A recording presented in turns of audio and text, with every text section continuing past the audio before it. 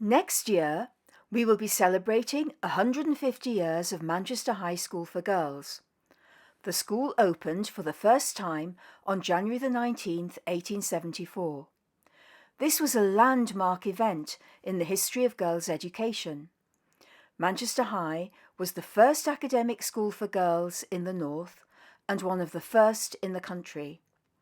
So this year, as we look forward to the 150th anniversary, we thought we should explore the story behind the foundation of our school.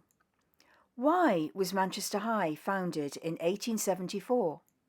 And what went on in 1873 to prepare the school for opening?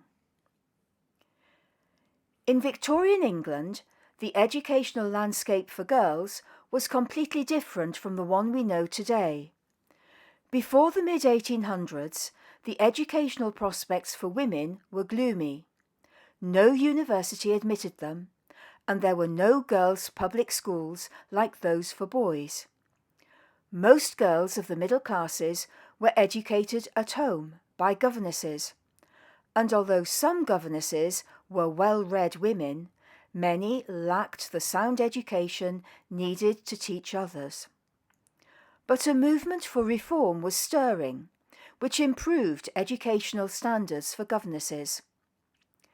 Queen's College in Harley Street, London, was founded in 1848 and offered courses of lectures to girls from age 14 upwards. It was the first institution in England where girls could gain academic qualifications. These were the Cambridge local examinations and were the forerunners of today's A-levels. Queen's College is important in our history because our very first headmistress, Elizabeth Day, was a pupil and a pupil teacher there. Queen's College was followed in 1850 by North London Collegiate School and in 1853 by Cheltenham Ladies' College. Both of these schools had links with Manchester High, as we will see. But what was happening in Manchester? By the mid-1800s, Manchester was a rich manufacturing town with an expanding middle class of citizens who were financially secure. They understood the importance of education and were eager to improve the educational facilities in the area. In 1846, a wealthy Manchester merchant, John Owens, left £100,000 to found Owens College, now the University of Manchester. However, women were not allowed to enrol as students, so they couldn't benefit from a university education in their own town. Nevertheless, there were growing numbers of men and women who believed that women deserved the same educational opportunities as men. The Manchester Association for Promoting the Education of Women, first known as the Manchester Board of Schoolmistresses, organised courses of educational lectures and classes for governesses from 1867. They also promoted the Cambridge Higher Local Examinations by offering prizes and paying examination fees for women. This association was the driving force behind the foundation of Manchester High School for Girls. In 1871, they wrote a report saying, "Well, has Manchester ever realised even the idea that to give to girls as good opportunities for a thorough education as is given to boys is, to say the least, an experiment worth trying? Girls here have nothing on a par with the Manchester Grammar School, and why should they not have?" They concluded, "We do very urgently need a school of the highest type for girls, carried on under a public committee of competent governors and at a comparatively inexpensive rate." By 1872, they had carried out a thorough study of the principles of establishing a secondary school for girls. They looked at schools like Queen's College in Harley Street and North London Collegiate School. And we have in the archive a letter from Miss Dorothea Beale, headmistress of Cheltenham Ladies' College, giving detailed advice to the Manchester Association on funding and setting up a new school.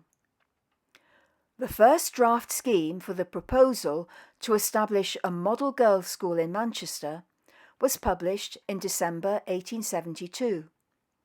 A school committee was nominated to drive the project forward.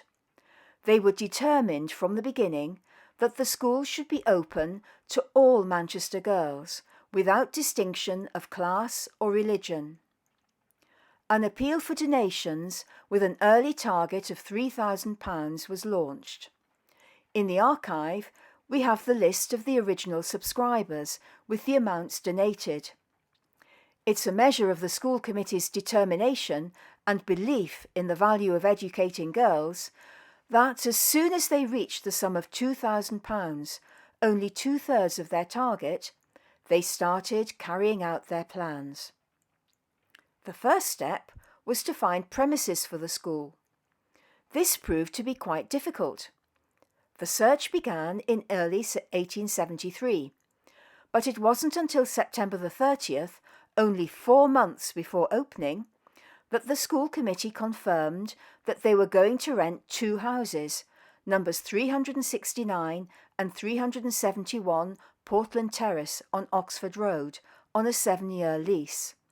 The houses no longer exist, but today the University Medical School stands on that site. At the same time, the school committee was trying to find a suitable headmistress. This posed problems because very few women had the necessary academic qualifications and experience. The school committee were determined to have the best. So they turned first of all to Girton College, Cambridge. Girton College was established in 1869 and was the first women's residential college to offer a degree-level education. They first approached Louisa Lumsden, one of the first 3 students, who were known as the Girton Pioneers. But Louisa had already accepted the post of tutor at Girton, and so was not available. By July 1873, however, the school committee recommended the appointment of Miss Elizabeth Day as headmistress. She had excelled academically at Queen's College, Harley Street. The committee were impressed by her first-class Cambridge certificate with distinction in divinity, English literature, French, Italian, and Greek. Miss Day was reluctant to leave London at first, and she had had an unfortunate experience at a previous interview, where she was told that she was too young and would probably marry, and her husband might turn out a scamp and get at the funds through her. She was reassured that nothing like this would be said to her, and agreed to come for interview in July 1873. She stayed with 2 of our founders, Mr. and Mrs. Derbyshire, in Victoria Park, and was pleasantly surprised to see trees and hear a thrush singing. She had thought that Manchester had no such joys. So Manchester High had its first headmistress. She was only 29 years old, and her salary was £200 a year. The school's first mathematics mistress was Sarah Woodhead, another of the 3 Girton pioneers. This struck the first blow against the strong prejudice felt at the time about teaching mathematics to girls. It's worth noting that in the letter of recommendation sent by Emily Davies, co-founder of Girton College, it's made clear that although Sarah Woodhead had reached the required standard for second-class honours in the mathematical tripos, she was not allowed by the university to take her degree, because she was a woman. Meanwhile, plans to convert the houses on Portland Terrace into a school were well underway.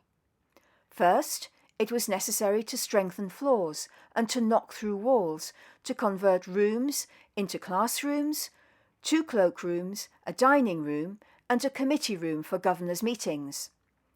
Both cloakrooms had 48 numbered coat hooks, and, this being Manchester, several umbrella stands were bought. The committee had long discussions about the type of desks to buy and whether the girls would need lockers.